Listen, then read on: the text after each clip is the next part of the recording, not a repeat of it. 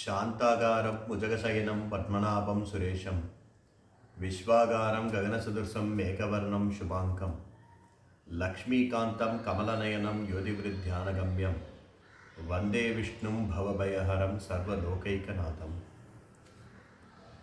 Bhagavan has been praised by so many saints and so many sages. Vedavyasa is one of the very prominent sage who has written Mahabharata.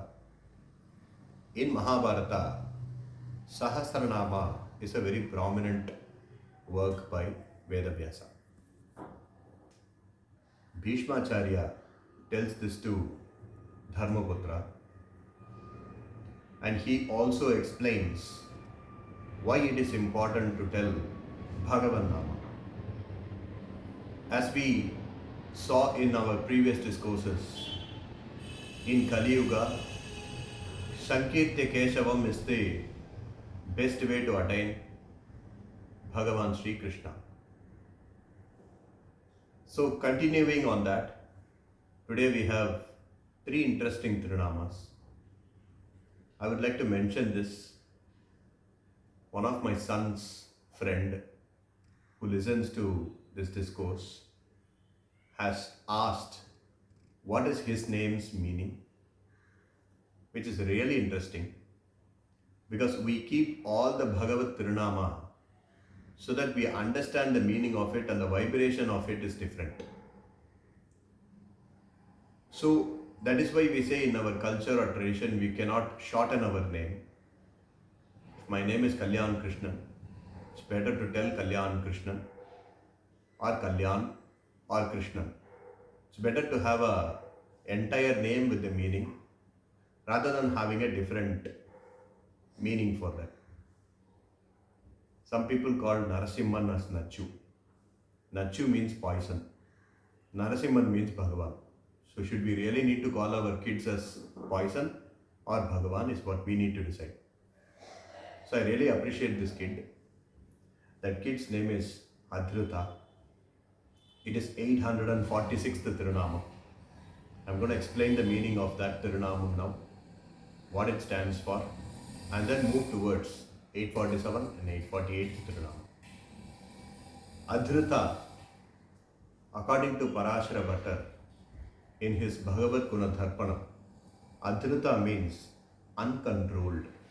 That is what the name stands for. He cannot be controlled. There are two meanings to it. That is what he says. No one else can control him, Bhagavan. He is the person who is controlling the entire universe and happenings in this universe. So any external factor cannot be controlled. You might be aware that in any problem solving in our office or in our school or in our college, they will say, see, controllable environment, non-controllable environment. What is in our control, what is not in our control. This is for human beings. But for Bhagavan, everything is in his control. He can even make Ravana as a nice person within 1 second. But he shows those things as drama to tell us an example. This is how you should not behave. This is how you should behave. So all those things which are happening in Puranas, the bad people we see and the good people we see, Bhagavan can change them within seconds. This is one which is controlling outside. Second one, Bhagavan is very controlled inside. He can control his brain. He can control his body. He can even control his birth and death. Rama chose to born to Dasharatha. Krishna chose to born to Devaki and Vasudeva. We cannot have that choice. No human being can have that particular choice. Parents cannot choose children. Children cannot choose parents. But Bhagavan can choose it. So he can control his own birth. When Valmiki tells about Rama, Konvasmin Sampratam Loke Gunavan Kashya Viryavan Dharmatyasya Kritaknyasya, he says, he is the person who is controlling the anger, which means he can control the anger and anger cannot control him. So This particular Tirunama, Adhirutha, means who can actually control the external environment and the internal environment as well. That is the meaning of the Tirunama. We move on to the next Tirunama, which is Vamshavridha. Vamshavridha, which is Vamshavardhana. I'm very sorry. It's Vamshavardhana, which means who he blesses us with lot of Vamsha. We are born to our parents. Parents is born to their parents. So each one goes up, right? That is called Vamsha. So we should be blessed with good kids. We should be blessed with good grandkids. That is Vamsha Vridha.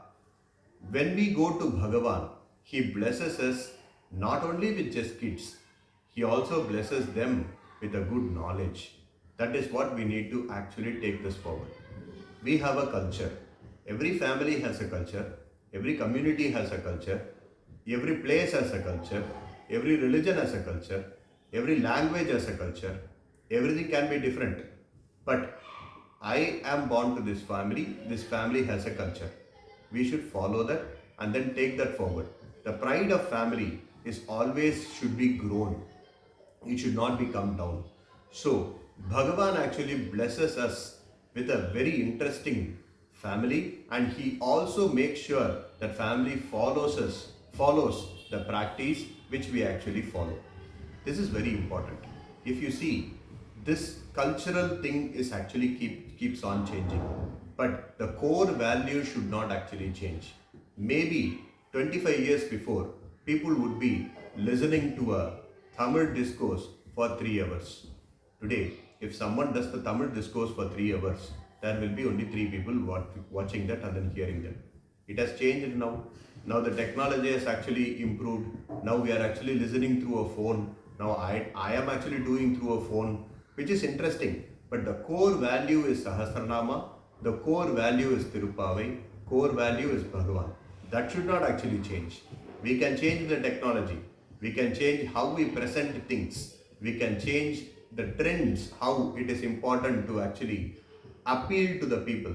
Because as I told, there is a kid, which is a 14-year-old kid who came and asked my son, what is the name of my, if I am going to tell for 4 hours to that kid may not listen. So I need to tell in 5 minutes, what is the name, what is it stands for. It may change, but the core should not actually change. And that is how we follow the family tradition, cultural tradition. Bhagavan blesses us with all these things. The next Tirunama, which is 849th Tirunama, we are going to see is Yogi.